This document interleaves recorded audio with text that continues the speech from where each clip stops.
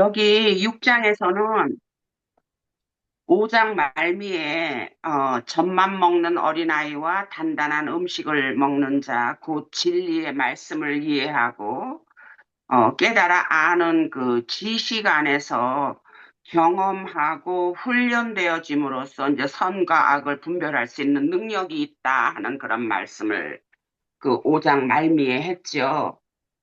어, 그래서 그런 능력이 있으니까 어린아이처럼 그리스도를 처음 알았을 때의 그 수준 같은 거는 버리고 그리고 이제 죽은 행실, 즉 영생이신 주님을 만나기 전에 모르고 살던 옛 행위를 전부 이제 청산하고 말하자면 이제 돌이킴으로써 하나님을 향한 믿음과 옛사람이 이제 믿음이나 이제 옛사람이 장사되고 정결하여지는 이제 그게 이제 세례인데 말하자면 그런 침례라든가 아니면은 주님의 임재를 어, 요청한다 그럴까, 고대한다 그럴까 하는 그런 안수라고 하는 거를 저는 그렇게 이해를 해봤어요, 여기에서는.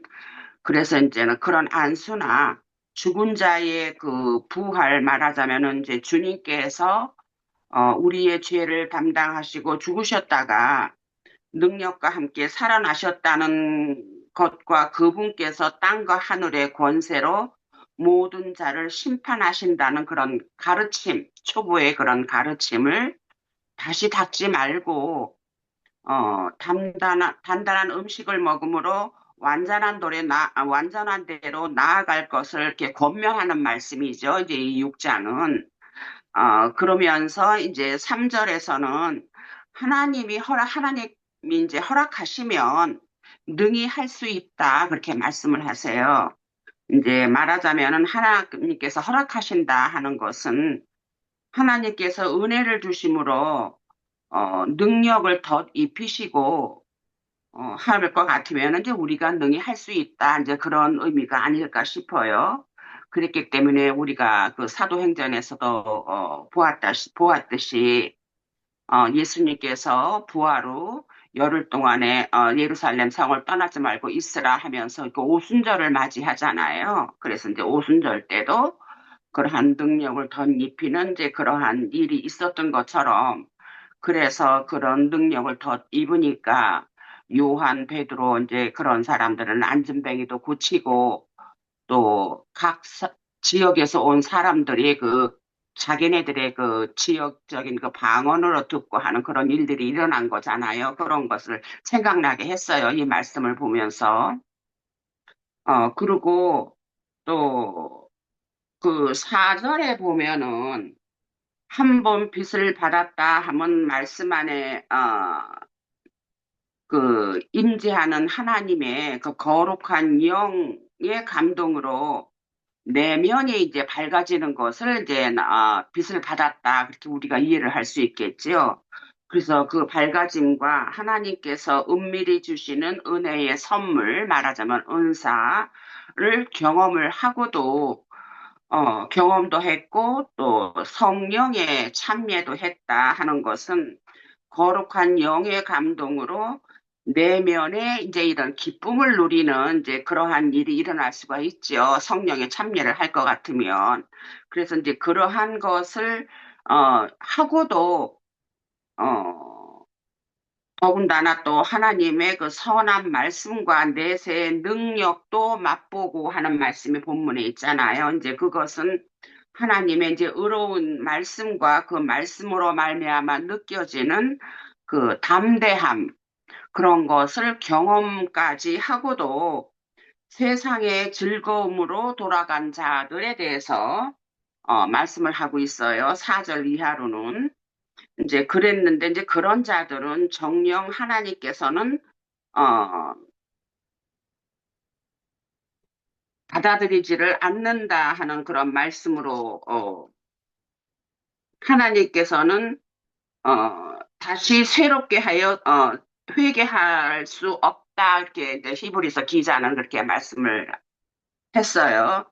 이제 그런 거는 이제 결국은 어, 그렇게 성령이 참여한다 한다는 것은 하나님의 그 말씀의 그 영의 감동 아니면은 내세의 능력 그리고 이제 의로운 말씀으로 말미암아 그 담대함 그런 것들이 다 경험을 하고 했는데도 돌아선다 하는 것은 그거는 우리가 그 율법의 저기를 한다고 할 것 같으면 고범죄가 되지요.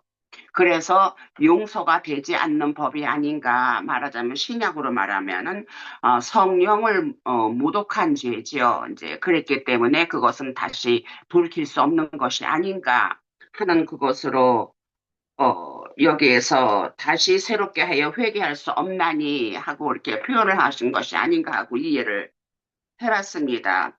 그래서 어, 그러한 자들은 이제 아까 얘기를 했듯이 역시 여전히 주님의 죽음을 또 망령되게 하는 그러한 또 행위를 한 것이기도 하지요. 말씀이 이제 6절까지가 그렇게 해서 말씀이 끝나죠. 네, 여기까지 하겠습니다. 여기에서 이제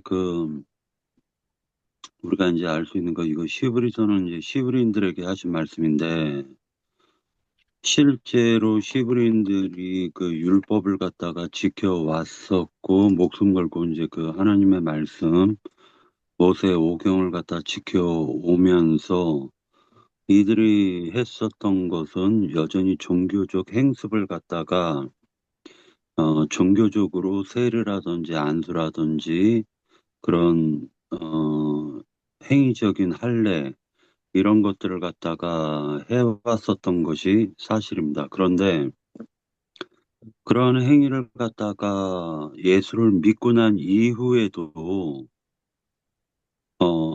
할례를 행하지 아니하고 그리고 모세 율법을 지키지 않으면은 그가 구원받지 감기, 못한다라는 감기 기운 이런 때문에 그래. 예, 이런 초보의 도가 여전히 횡행했음을 알 수가 있습니다. 그러니까 우리가 이제 한 번 빚을 받았다, 하나님의 은사를 맛보았다, 성령이 참여했다, 이런 것은 그리스도의 십자가의 복음을 들었다라는 것을 우리가 알 수가 있어요. 그런데 그렇게 듣고 은혜를 받은 자가 다시 또 율법 행위로 돌아간다라는 게 이걸 갖다 초보의 도라고 지금 얘기하고 있는 것으로 보여집니다. 그래서 성경에서 얘기하고자 하는 말씀은 우리가 진리의 말씀을 갖다가 깨닫고 그리고 예를 들어 가지고 죽은 자의 부활이라든지 영원한 심판에 대해서 여전히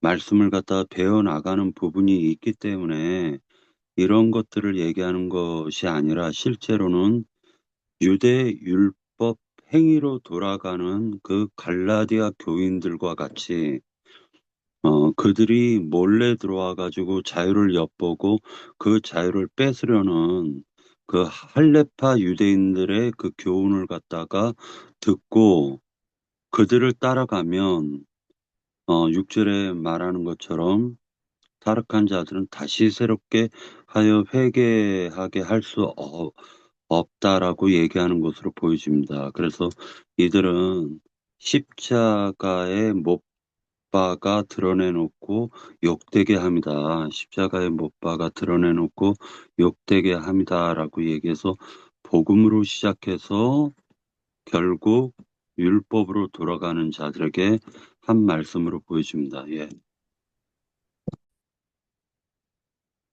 자, 그러면 제가 준비된 자료를 좀 말씀드릴게요. 우선 헤브리서 6장은 아까 리나 자매님 말씀처럼 5장에서 어린아이와 장성한 자를 대비시켜서 어린아이 신앙에 이렇게 머물러 있는 자들의 어떤 실상을 좀 더 상세하게 이렇게 적시하는 것이 이제 히브리서 6장이라고 좀 보여져요.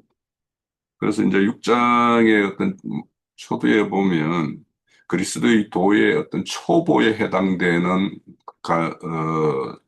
것으로 이렇게 6가지를 이렇게 말을 하고 있어요. 죽은 행실을 이렇게 회개하는 것과 하나님에 대한 신앙과 세례들, 안수, 죽은 자의 부활, 영원한 심판 이렇게 6가지를 이렇게 말을 하는데 근데 이제 앞선 2가지 죽은 행실과 하나님에 대한 신앙은 되게 개인적인 차원이죠. 그 개인적인 차원에서 이렇게 계속 초보의 어떤 것들을 이렇게 반복하고 있는 어떤 그런 것들을 말하는 것이고 세례와 안수 같은 경우는 뭔가 이렇게 무리를 이루는 어떤 그런 공동체에서 이렇게 그런 행습을 이렇게 종교적 행습을 계속 행하는 거 이런 것들을 이제 말하고 있는 것 같고 죽은 자의 부활과 영원한 심판은 이제 이 어떤 종말에 이르렀을 때 있을 어떤 현상에 대해서 이제 계속적인 어떤 그런 반복하고 있는 것을 말하는 것 같아요.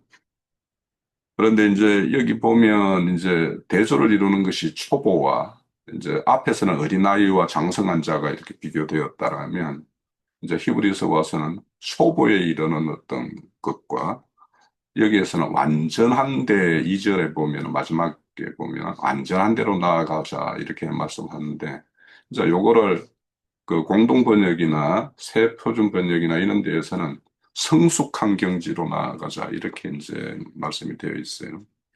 그래서 이제 말씀의 어떤 순서도 이렇게 보면은 그 공동 번역이나 표준 번역에서는 초보의 교리를 넘어서 성숙한 경지로 나아갑시다 하고 그리고는 초보의 어떤 도에 대해서 6가지를 이렇게 쭉 이렇게 말하는 걸로 이렇게 서술이 되어 있어요.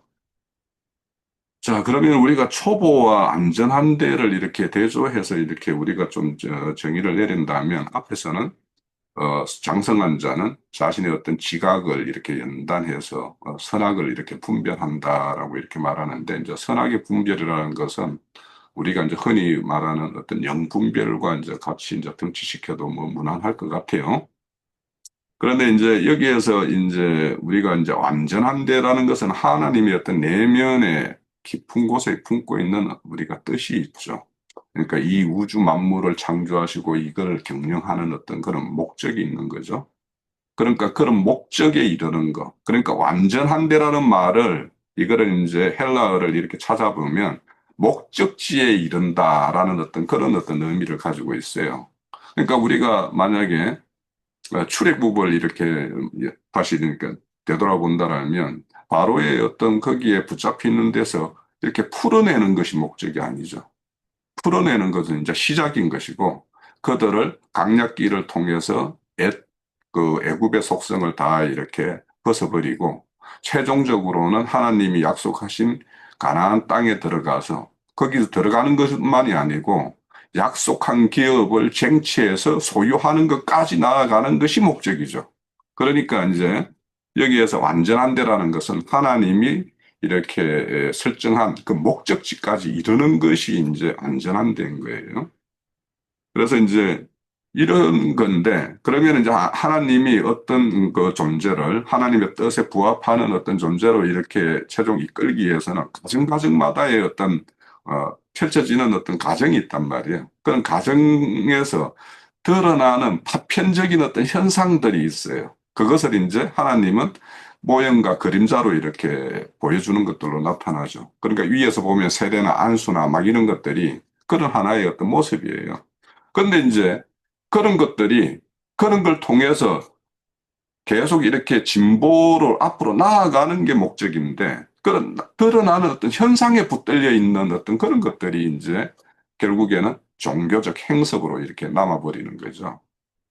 그래서 그런 것에 이렇게 파편적인 어떤 드러나는 어떤 현상에 붙들리게 되면 하나님의 뜻은 이제 그것이 지속되면 하나님의 어떤 온전한 뜻은 온데간데 없고 그런 것들만 이렇게 표상과 그림자인 어떤 그런 것만 남게 되는 것이 되죠. 그래서 그런 어떤 그림자와 모형에 이렇게 붙잡혀 있는 것, 이런 것들이 이제 어떤 초보에 어떤 속하는 것이고 그 하나님의 어떤 본질의 어떤 목적한 어떤 뜻대로 이렇게 나아가는 것이 완전한 데로 가는 것이라고 할 수 있을 것 같아요.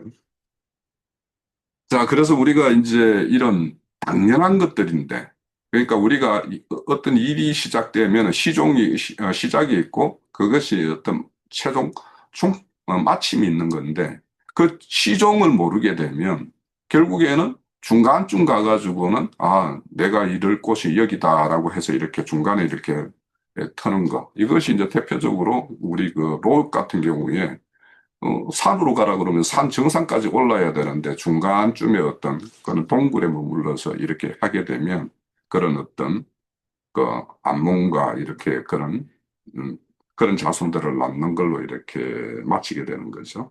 자, 그런 것들은 이제 우리가 생각해 볼 수 있고, 그래서 초보 안전한 데에 이르기 위해서는 이제 우리가 하나님 말씀을 어떤 추구하는 측면에서도 이걸 아는 지식 차원에서만 머물게 되면 결국에는 지식은 교만하게 만드는 걸로 끝나는 것이고, 지식이 어떤 생명화로 전환되거나 그것이 인격화로 이렇게 전환돼서 이렇게 성화되는 어떤 그런 차원이 이루어져야지만이 이제 실질적으로 하나님의 목적이 이루어지는 것이죠.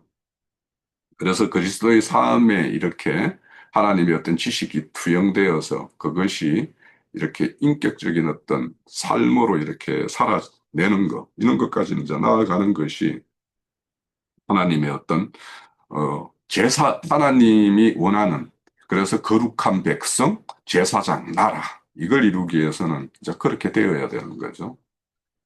그래서 우리가 이제 멜기스덱의 반차를 쫓는 이렇게 대제사장 예수 그리스도 이렇게 말을 하는데, 그러니까 멜기스덱의 반차를 쫓는다라는 것은 에, 에더냐계에서는 레이와 아론 직계로 인한 어떤 제한적인 어떤 그런 그 어떤 벽을 두고 있는 것이라면 그것이 이제 혁파되어야 되는 것이고, 오늘날로 본다라면 뭐 신학을 했네, 평신도네, 뭐 성직이네, 뭐 이런 말들, 이런 것들이 혁파되어서 이렇게, 우리 그 베드로전서에서 말하는 듯 만인의 어떤 제사장의 어떤 나아가는 것, 이런 것들이 이제 멜기세덱 반차를 쫓는 그런 모습이라고 할 수 있겠죠. 그래서 이제 우리가 결국에는 멜기스덱 반차에 따라서 예수님이 이 땅에 오신 것은 우리 죄 있는 자들을 하나님과의 어떤 화목을 이루기 위해서 이렇게 오셨어요.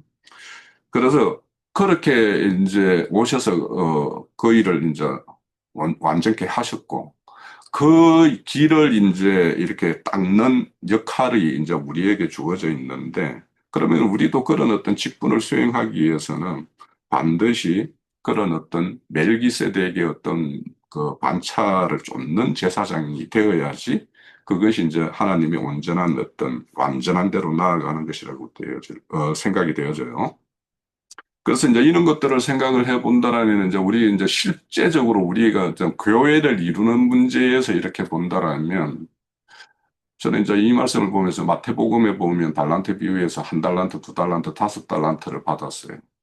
그러면은 자기가 받은 달란트를 가지고 최대한 그것을 장사를 해서 이윤을 남겨서 주인에게 돌려드리는 것이 이제 우리 제사장으로의 어떤 사명인데, 그걸 우리가 교회 이루는 차원에서 이렇게 본다라면 교회를 이루는 데서는 여러 가지 이제 요소들이 있고 일들이 있죠.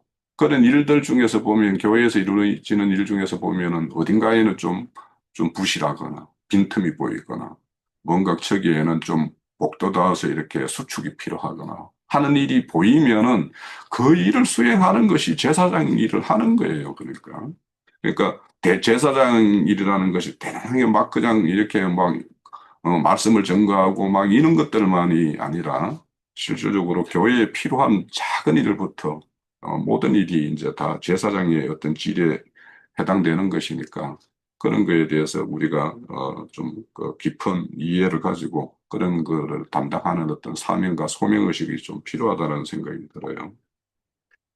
자, 좀 더 구체적으로 이제 보면은 죽은 행실, 이렇게 행실의 회개함이라는 것이 있어요. 그래서 죽은 행실이라는 것은 뭐, 과거에 하나님을 몰랐을 때 하는 어떤 행실도 있겠지만, 하나님 안으로 들어와서 복음의 세계에 들어와서 또다시 이렇게 죽은 행실을 하는 어떤 그런 부분을 좀 말하는 측면이 있어요. 그러니까 죽은 행실이라는 것은 결국에는 하나님과 더 이렇게 화목하게 하고 더 가깝게 하는 일이 이제 하나님이 원하는 일인데, 오히려 하나님과의 어떤 괴리를 이렇게 만들고 하는 어떤 그런 일이라면 그것이 죽은 행실이거든요. 그러면 이런 행실이 발견되었으면 거기에서 완전히 단절하고 돌아서는 게 회개인데, 이걸 계속 반복하고 반복하면서 또 그때마다 이렇게 회개하고 회개한다라면 이것은 회개의 본질이 아니겠죠. 그래서 그런 어떤 죽은 행실이라는 것은 이렇게 그런 것을 계속 이렇게 행하는 것이나 그런 것에 대한 어떤 가르침을 계속 받는 것 이런 것들이 이제 그런 것일 것이고 대표적으로 이제 어, 유대교의 어떤 행습을 떠나와서 이 복음 세계에 들어왔는데 또다시 이제 유대교의 어떤 그런 어떤 제사나 정결의식이나 뭐 날과 절기 이런 거에 대해서 여전히 이렇게 떠나보내지 못한다라면 그것이 이제 결국에는 죽은 행실이죠. 그래서 오늘날 교회에서도 뭐 날과 절기를 기념하거나 뭐 세례라고 뭐 물을 찍어서 이렇게 하는 것이나 뭐 침례라고 하는 것이나 성찬이라고 하는 것이나 이런 것들이 실질적으로는 다 죽은 행실이에요. 그러니까 그런 것들은 과감하게 돌아서야 되는데 그것을 계속 한다라면 그것이 초보의 도에 머무르는 것이라고 볼 수가 있겠고 그래서 이 회개라는 말이 그 히브리어로는 슈버고 헬라어로는 메타노이아예요. 그러니까 이 말 자체가 이 슈브라는 말은 회개한다라는 말을 다른 말로 이렇게 하면 강을 걷는다라는 말과 똑같아요. 그 강을 건넜으면 다시 돌아갈 수 있는 건널 때 수단이 되었던 그 뗏목이나 뭔가 배가 있으면 그것을 완전히 폭파시키는 것이 회개예요. 그런데 그것을 여전히 배를 뭔가 어딘가에다가 뭐 이렇게 묶어두고 있다라면 그게 회개가 아닌 거예요. 그래서 그 슈브라는 뜻에 그런 의미가 있다라는 것을 좀 이렇게 한다라면 진정한 회개가 어떤 것인가 하는 것과 또 그 헬라어 메타노이아라는 것은 이 생각과 마음이 완전히 변화되는 것을 말해요. 그러니까 형식적으로 이렇게 입에서 이렇게 뭐 회개한다라고 하는 것과는 전혀 다른 차원이라는 것을 우리가 좀 생각하면 되겠고 또 두 번째 언급되는 하나님에 대한 신앙 이런 거는 이제 그것이 자, 이 거룩한 무리들이 모여서 이 하나님에 대한 신앙이라는 것은 아주 가장 기본적인 전제예요. 이거 하나님을 믿는다라는 거, 그에 대한 어떤 신앙을 가진다라는 거는 기본적으로 여기 이 교회라는 무리의 어떤 가장 기초되는 어떤 그런 것인데, 그런데 그것을 계속 이렇게 신앙이라는 거, 이런 것들을 말한다라는 것은, 그거에 대한 어떤 가르침이 필요하다라는 것은 큰 문제죠. 그죠? 그래서 그런 것들은 이제 이렇게 떠나보내고, 그래서 그러니까 뭔가 집을 짓기 위해서 기초를 닦았으면 그 다음에는 건물을 지어서 올리는 것이어야 되는데 계속 기초만 닦는 것만 반복한다라면 그것은 집 짓는 어떤 목적이 없잖아요. 그리고 그 짓을 하게 되면 실질적으로 내가 집을 지어서 그 집안에 내가 들어가서 거기에서 평안과 안식을 누렸을 때 그 집을 누구가 강탈하고 한다고 할 때 내가 목숨을 걸고 거기에 대해서 저항하고 이렇게 다툼이 이렇게 일어나지. 내가 기초만 닦다가 집이 없는데 누군가가 와가지고, 거기에 내가 집을 짓겠다라고 이렇게 하면 그냥 이렇게 빗겨주고 이렇게 많은 어떤 그런 현상이 드러날 수가 있죠. 그래서, 어, 사실 사람은 이제 뭔가 자기가 이 열정을 가지고 일을 했으면 그 결과물이 눈에 보일 때 더 이렇게 거기에 더 매진할 수도 있고 더 열정을 또 이렇게 더 할 수도 있어요. 그래서 제가 가끔 말하는데 어릴 때 제가 이제 아버님 따라가지고 이렇게 산에 가서 이렇게 뗄 나무를 이렇게 해오면 그 제가 한 나무를 더미를 따로 이렇게 쌓고 우리 어른이 쌓은 거 이렇게 따로 이렇게 쌓았어요. 근데 그 조금씩 따라가가지고 이렇게 쌓아놓은 게 눈에 보이거든요. 그러면 나도 저 더미를 좀 채워야 되겠다 이런 생각이 들어서 어른이 이렇게 산에 그 뗏목 나무배로 이렇게 하러 가자 그러면은 좀 막 이게 힘들고 귀찮아도 저거 좀 채워야 되겠다라는 생각이 들어서 따라가게 되거든요. 그러니까 우리가 이렇게 신앙하면서 스스로 이렇게 이것이 신앙의 어떤 결실이다라고 이렇게 느낌이라는 것이 있어야지 우리가 계속 정진할 수 있는 것도 있어요. 그래서 그런 것들도 이제 말씀드릴 수 있겠고. 그래서 회개와 신앙이라는 것은 가장 거룩한 무리들의 기초고 이거 없이는 그 무리에 속할 수 없는 것이기 때문에 그것을 계속 이렇게 반복한다라는 것은 아무 이렇게 가치가 없는 것이죠. 그래서 이게 필요 없다라는 것이 아니에요. 이거는 너무도 이렇게 기초적이고 기본되는 것이기 때문에 이걸 계속 반복하지 말으라는 어떤 그런 의미입니다. 자, 그리고 이제 세례는 이제 여기에서 말하는 세례들이라고 이렇게 복수로 말하는 것은 우선은 뭐 물세례나 성령세례나 뭐 불세례나 뭐 이런 어떤 세례의 어떤 종류를 이렇게 말하는 어떤 의미도 있겠지만 유대교의 어떤 정결 예식이라는 모든 것을 이렇게 내포하는 어떤 그런 어떤 의미로 이렇게 생각이 되어져요. 그래서 이제 이렇게 정결 예식이라는 것도 이렇게 하나의 표상으로 물로 이렇게 침례를 행하거나 이렇게 했던 것이고, 그런데 그것이 이제 실질적으로 이제 그 사도들이 이렇게 밝히는 내용으로 보면 그 에베소 5장 26절에 보면 물로 씻어 말씀으로 깨끗하게 하사 거룩하게 하시고 이렇게 되어 있어요. 그러니까 물로 씻는 거는 하나의 표상으로 이렇게 보여주는 것이고 실질적으로는 진리의 어떤 말씀에 의해서 이제 씻김을 받아야지 진정 씻김이 되는 것인데 그런데 이제 여전히 이제 우리가 지나왔던 그런 모임에서는 그런 어떤 물로 때에 따라서 막 그렇게 시시때때로 막 이렇게 하는 그런 것들을 반복을 하고 있죠. 요한복음 15장 3절에도 그래요.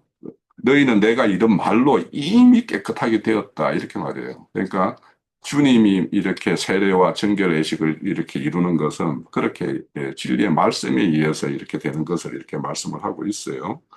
그 디도서 3장 5절에도 중생의 시선과 뭐 성령의 새롭게 하심 이런 말씀도 있고요. 그런데 이제 세례의 어떤 참 의미는 로마서 6장에 이렇게 드러나 있어요. 그리스도와 그 그리스도 예수와 연합하여 내가 죽고 또 장사되고 그와 연합하여 새 생명으로 다시 사는 것이 이것이 세례다라고 명확하게 밝히고 있어요. 그러니까 세례에 대해서도 우리가 이런 것에 대해서 좀 뭐 더 명확하게 이해를 가져서 그 세례니 침례니 하는 사람들에게 대해서도 우리가 바른 증거를 해야 될 필요가 있겠고 또 안수라는 것은 이렇게 뭐 말 자체로 보면은 이제 손을 얹죠. 손을 얹어서 이렇게 하는데 대표적으로 이제 희생제물에다가 이제 손을 얹어서 자신의 죄를 이렇게 전가시키는 것. 또 아니면은 이제 그 창세기 48장에 보면 야곱이 그 요셉의 두 아들에게 손을 이렇게 얹어서 이렇게 축복하거나 또 아니면은 이제 이임식을 할 때, 모세가 이렇게 여호수아에게 이제 이임식을 할 때도 손을 얹어서 이렇게 이임식을 하고, 그리고 이제 뭐 이렇게 초대교회 때는 이제 손을 이렇게 안수해서 뭐 성령을 받게 하는 거나 병을 고치거나 막 이렇게 하는 건데, 근데 이 안수라는 것은 제일 첫 번째 전제가 뭐냐 하면 동일시하는 거예요. 그 희생제물과 나를 하나의 동일시해서 그래서 저 희생제물이 죽음으로 인해서 내가 대신 이렇게 죽는 것 대신에 제 희생제물이 대신 죽는 거다라는 것과 축복의 거는 자와 축복받는 자를 이렇게 손을 얹음으로 인해서 그렇게 하나의 어떤 동일시되고 이렇게 하는 어떤 연합의 한 모양을 이렇게 안수로 이렇게 표현하고 있어요. 그래서 이제 안수라는 것도 이제 그 디모데 전후서에 보면 이렇게 말씀으로 안수하는 것이 있죠. 서신의 편지로서 이렇게 그 디모데에게 이렇게 안수하는 어떤 그런 말씀이 있어요. 그러니까 우리가 안수도 어떤 진리의 말씀에 의해서 말씀이 축복이 되고 말씀이 어떤 그 건의나 직분에 대한 이임이 되어지고 뭐 이런 것이 우리가 그렇게 이제 이해를 가지면 좋겠고요. 자, 죽은 자의 부활에 대해서도 이거는 이제 우리가 이제 장래에 있을 어떤 몸의 부활, 뭐 그냥 또 다른 말로 하면 오늘날 뭐 육체의 부활까지 믿는 사람들이 있는데, 자, 이런 죽음에 대한 죽은 자의 어떤 부활에 대한 거는 그 당시 유대교 어떤 시대에 보면 바리새인과 사두개인들이 이 부활과 관련돼서 굉장히 다른 어떤 첨예한 어떤 대립 대척점이었죠. 그래서 그런 부활에 대해서도 이제 그 바리새인들이 믿는 그 부활을 이제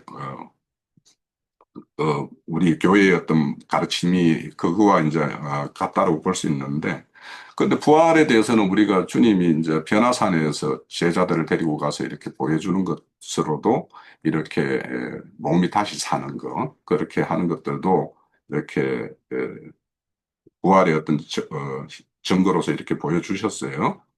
그리고 이제 예수님도 실질적으로 십자가에 달려 돌아가신 이후에 다시 이렇게 사신 이후에 40일 동안 이렇게 에, 부활의 어떤 그 실상으로 이렇게 제자들을 찾아가서 일일이 이렇게 새롭게 다시 세우는 일을 이렇게 수행을 했죠. 그래서 이렇게 그런데 우리가 지금 지나온 말씀 중에 보면 히브리서 2장 15절에 보면 죽기가 두려워서 이렇게 일평생 종노릇 하는 자들을 이렇게 놓아주기 위함이다라고 그분이 이렇게 오신 목적 중에 하나로 이렇게 말씀을 하고 있어요. 그런데 이제 이런 몸의 부활을 믿는다거나 또 이런 몸의 부활에 대해서만 이렇게 한정해서 이렇게 부활을 이해한다라면 실질적으로 오늘날 우리 믿는 우리는 영의 부활은 이미 이루어져 있어야 되는 거예요.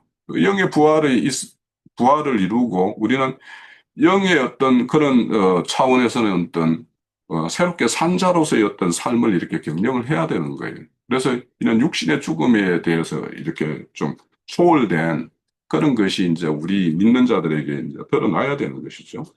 그래서 우리는 몸의 부활이 아니라 지금 현재 이 시간에 우리가 영의 부활된 그런 새 생명으로 이렇게 사는 어떤 그런 산자의 어떤 것을 우리는 이렇게 실현해야 되는 것이 더 온전한 데 나아가는 것이라고 이렇게 볼 수 있겠고, 영원한 심판에 대해서는 이제 뭐, 주님이 오셨을 때는 그 당시에는 유대교에 대한 어떤 심판이었다라면 교회 시대 끝에는 또 다른 심판이 있을 거고 또 그리스도의 어떤 심판이 있을 것이고 또 오는 시대 공의의 시대 끝에는 이제 크고 흰 보호자 심판 그런 것들이 이제 예정이 되어 있어요. 그런데 이런 것들에 대해서 이것들을 계속적인 어떤 그런 가르침을 이렇게 한다라면 오히려 이제 이런 심판은 우리의 어떤 그 신앙의 구원과 심판이라는 양면은 우리는 기본적으로 이렇게 전제로 깔고 있어야 되는 것이지 이 심판에 대해서 계속 가르침을 받을 필요는 없지 않는가라는 것을 이제 이 히브리서 기자는 이렇게 말씀을 하고 있어요. 근데 그 3절에 보면 완전한 데 나아가는 것도 하나님께서 허락하시면 우리는 이것을 하리라 이렇게 말씀하는데 이 뭐 하나님이 이걸 뭐 이렇게 하지 말라고 붙들고 막 넣는 일은 없겠죠. 그런데 이제 이 말씀을 하는 것도 뭐냐면 그렇게 온전한 데 나아가는 것도 주권이 하나님께 있다라는 어떤 그런 신앙적인 어떤 고백이라는 차원에서 우리가 좀 보면 좋을 것 같다라는 생각이 들고 그리고 하나님이 그런 어떤 더 안전한, 온전한 거, 이런 것에 대해서 소망을 가지고 있지 않은 사람에게 은혜를 막 부어서 이렇게 하기는 어렵죠. 그런데 이제 그런 더 나아가기를 소망하고 그런 거에 대한 어떤 강구가 있는 자, 그래서 그런 자의 어떤 열심히에 하나님의 은혜가 부어짐으로 인해서 더 온전한 데로 나아갈 수 있는 것을 이제 말씀하고 있다고 생각이 되어져요. 그리고는 이제 신앙세계 4절부터는 신앙세계에 와서 이제 이렇게 경험하는 것들을 이렇게 쭉 이렇게 이야기하는데 그 세 가지, 다섯 가지예요. 한 번의 어떤 빛비춤. 그런데 여기에도 왜 한 분이라는 것을 이렇게 굳이 붙여서 이렇게 비춤일까? 그러니까 빛비춤은 우리는 계속되어야 되는 거죠. 그런데 한 번 빛비춤에 이렇게 그치는 거. 그것이 전부인 걸로 아는 거, 이런 것들이 이제 문제가 되는 것이 되겠죠. 그리고 하늘의 은사를 맛보는 거, 성령에 참여하는 거, 그리고 이제 참여한다라는 것은 뭔가 단체적인 어떤 단체적인 차원에서 자신도 하나의 어떤 부분으로서 이렇게 경험을 하는 어떤 이런 것을 말하겠죠. 그래서 교회 차원에서 이렇게 성령의 역사가 있을 때, 그거는 것들을 이렇게 경험하는 것, 이런 것들을 말하는 것이고, 하나님의 선한 말씀을 맛보는 거, 내세의 능력을 맛보는 거, 이런 것들을 말하는데, 그런데 이제 이런 것을 맛보고도 이렇게 타락한 자들에 대한 어떤 그 경고의 말씀을 하는 것은 이런 체험적인 것이 체험적으로 여기 보면 빛불침을 보고 은사도 못 보고 성령이 참여하고 이런 것 다 이렇게 다섯 가지를 하면은 체험적으로는 거의 뭐 완벽할 정도로 이렇게 경험을 했다라고 볼 수 있을 정도의 그래요. 그럼에도 불구하고 이렇게 타락할 수 있다라는 것은 저는 이 말씀을 보면서 마태복음 13장의 말씀이 생각이 났어요. 보면 그 돌밭에 뿌려진 씨 같은 경우에는 잠시 기뻐한다라는 거예요. 말씀을 들으면 잠시 기뻐하지만 뿌리가 없어서 금방 어떤 시험이나 물질의 유혹이나 이런 것이 오면 금방 이렇게 넘어지는 어떤 그런 것들. 그러니까 이런 어떤 5가지 은사를 그래서 우리가 뭔가 맛본다라는 것과 이 맛본다라는 것과 이렇게 대칭되는 말이 어떤 것일지는 모르겠어요. 그래서 이제 저 대칭되는 걸로 보면 완전하게 소유하는 것, 이런 것이라고도 볼 수 있겠고, 그것이 완전히 내면화된 어떤 인격화되는 어떤 이런 것이라고 볼 수 있겠고, 어, 그것이 완전한 어떤 세사로 이렇게 되는 어떤 이런 것들이 이제 맛보는 것과 어떤 대칭되는 것이라고 이제 생각해 볼 수 있을 것 같아요. 그래서 이제 이 맛본다라는 것은 실제적으로 이제 그런 것들을 이렇게 경험하고 실제로 이루어진 사실을 이렇게 말하는 거예요. 우리 지나온 히브리서 2장 9절에 보면 예수님도 이렇게 죽음을 맛보셨다라고 표현해요. 그러니까 이 맛본다라는 것은 그냥 뭐 우리가 흔히 말하는 그냥 그입 혀끝에 이렇게 대고 막 살짝 맛만 보고 끝나는 것이 아니라 실질적으로 그 경험의 깊은 것까지 이렇게 체험한 것을 이렇게 맛봤다라고 하는 거예요. 그런데 이제 이런 것들이 그 내면의 어떤 본질을 이렇게 변화시키지 않으면, 그러니까 이런 것은 맛본 것이 그 맛본 사람의 어떤 내면을 근본적으로 변화시키지 않고 형식적인 걸로 머물게 되면 자, 이런 현상이 이제 떠나서 이렇게 타락한 걸로 이렇게 나타날 수가 있다라는 거예요. 그래서 우리가 이런 것들에 대해서도 맛본다라는 것과 그것이 이제 나의 어떤 내면화가 되어서 거기서 생명과 인격화되는 것과는 전혀 다른 것을 우리가 이제 생각해 볼 수 있고, 그래서 대표적으로 그 5개 빛비춤이라는 것은 사실은 우리가 이제 어둠 가운데 있던 자인데 빛이 비추면 우리가 빛의 세계를 이렇게 경험하게 되죠. 그래서 성경에서 빛이라는 것은 생명을 뜻하기도 하고 진리를 이렇게 뜻하기도 해요. 그래서 이제 그런 어떤 빛비춤으로 해서 새 생명을 경험하고 진리를 이렇게 뭔가 맛보는 어떤 그런 것이 있었지만 이것이 온전한 그, 그 생명화나 완전한 어떤 진리가 내재화되는 어떤 그런 과정을 겪지 못하는 것. 그래서 이거는 이제 저는 이 말씀을 보면서 우리가 임신한 태아가 잉태는 했는데 결국에는 출문회까지 온전한 어떤 이루지 못하는 경우, 그건 좀, 그런 경우가 있을 수 있잖아요. 그러니까 낙태가 되는 거나. 이런 거와 이렇게 비견되는 어떤 그런 사례로 보여요. 그러니까 빛비춤이나 하늘의 은사를 맛보는 거나 막 이런 것들이다. 그리고 이제 하늘의 은사라는 것은 이제 값없이 이렇게 주어지는 것이고, 하나님께서 이제 일방적으로 베풀어 주는 것인데, 하늘의 은사라는 것은 우리 세상에서 이렇게 사람이 줄 수 없는 그런 어떤 초월적인 것인데, 그래서 이제 저는 이런 것을 보면서 이제 가끔 이제 우리가 알지 못하지만 어, 그 영적인 어떤 은혜를 입었을 때 내 마음속에 이렇게 불 붙는 듯한 어떤 그런 감정이 이렇게 일어날 때 이런 것들을 이제 경험하게 되는데 그런 것들도 이제 하늘의 어떤 은사의 하나의 장면이 아닌가 이런 생각이 좀 되어지고 그리고 성령에 참여한 바 된다라는 것은 교회 차원에서 이제 성령의 역사가 일어나는 것. 그래서 초대교회 같은 경우, 초대교회 시대에는 그, 그, 뭔가 이적과 표적 같은 거, 이런 것들이 이렇게 사도의 손을 통해서 많이 드러나고 막 있었죠. 그래서 이제 그런 것들이 그런 어떤 성령에 참여한 것으로 이렇게 경험하는 경우도 있을 수 있고, 이제 오늘날로 본다라면 이제 말씀에 대한 어떤 깊은 이해를 교회 전체가 이렇게 이루어서 그 말씀에 의해서 이렇게 굳건하게 세워지는 어떤 교회의 모습 이런 것들도 이제 실질적으로 성령의 어떤 역사를 이렇게 공동체 차원에서 이렇게 경험하는 것이라고도 볼 수 있겠고 또 오늘날 이렇게 말씀이 이렇게 응하여서 하나님의 선한 말씀이 이렇게 경험하고 맛보는 것은 이제 말씀이 이렇게 실질적으로 이렇게 실현되는 거. 그래서 오늘날 저는 이제 말세에 이렇게 하나님이 그 흩어진 자들을 이렇게 모은다라는 말씀을 했는데 그 요즘에 이렇게 과거에 우리와 함께 이렇게 잠시 이렇게 잠시도 있고 뭐 긴 시간도 있는 그런 지체 형제들이 이렇게 다시 이렇게 돌아오는 모습도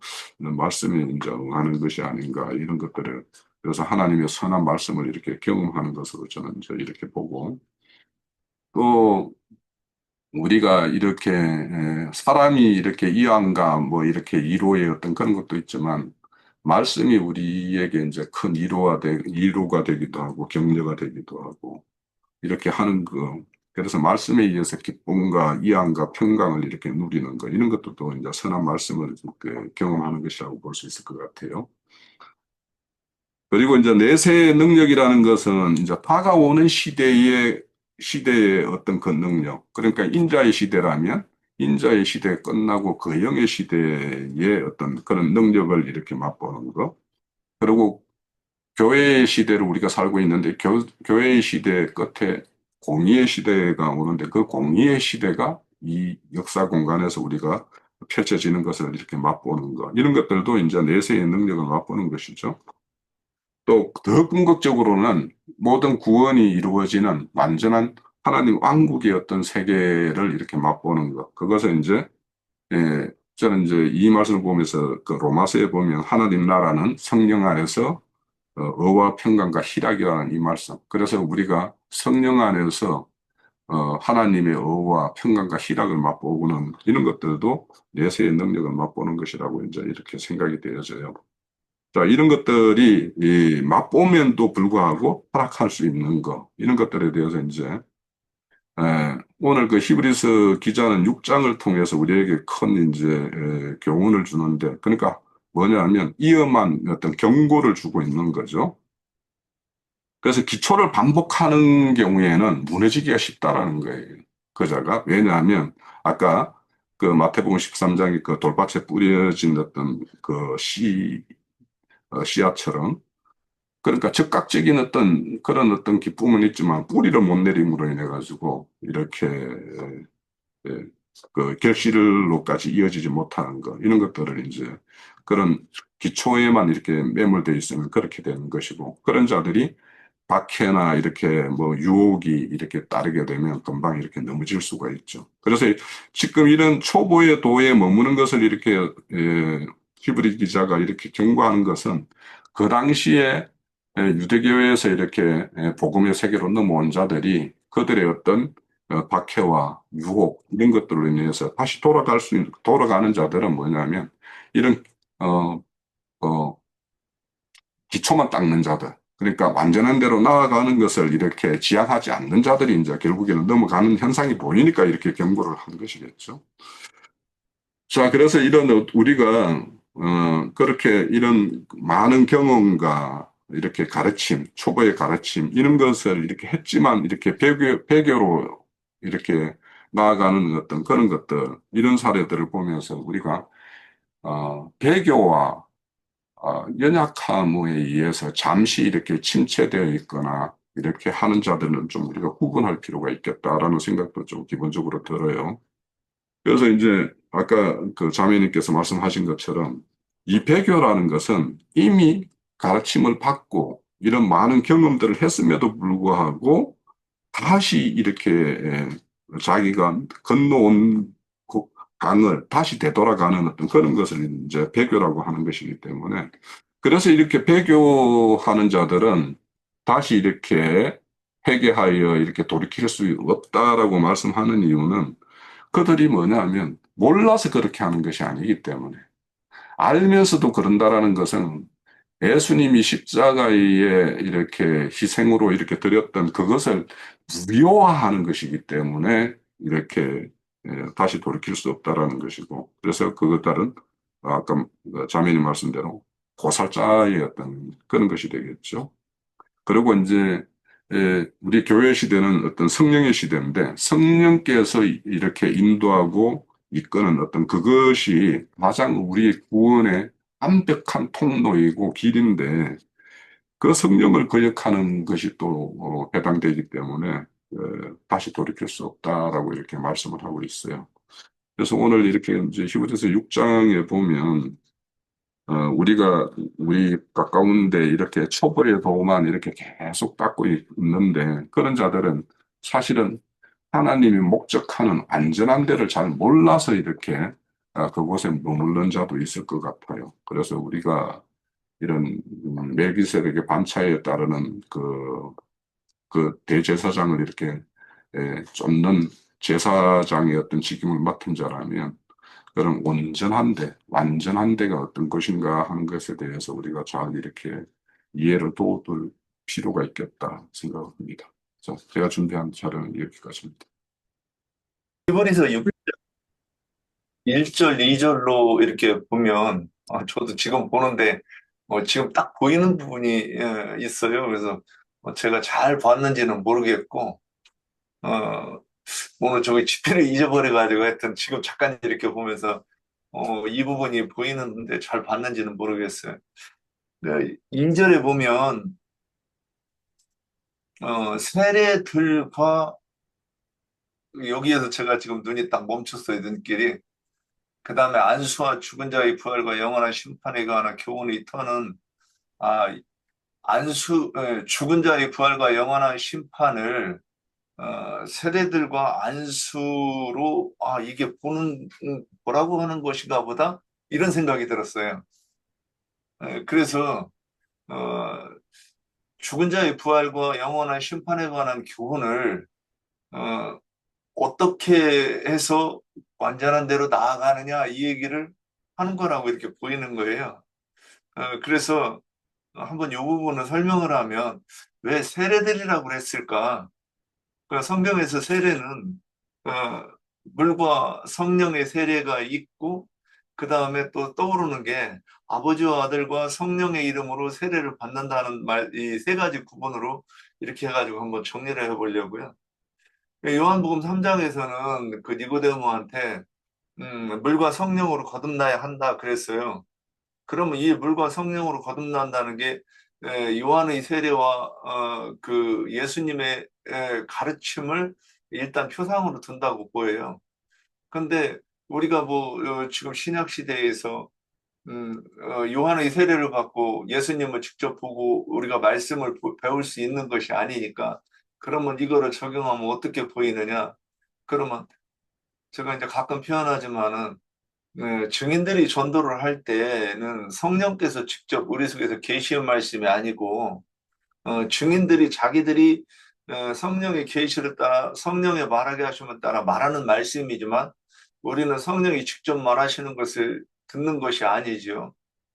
그러면 이때는 사도들이 또는 증인들이 의의 말씀을 가지고 우리를 정결하게 씻어주는 그 역할을 하고 그 길이 요한이 주님 오실 길을 닦는 것처럼 우리 심령에 성령께서 임재하실 수 있도록 길을 닦는 그 일이라고 이렇게 저는 그렇게 이해가 돼요. 그러면 그렇게 해서 물로 심판을 받는 물로 씻음을 받고 나서 정결해진 우리 심령에 성령이 오셔서 아버지와 아들과 성령의 이름에 대해서 우리에게 깨닫도록 계시해 주시는 것을 말하고 이것이 완전한 대로 나아가는 것에 대해서 계시하는 것이 아닐까.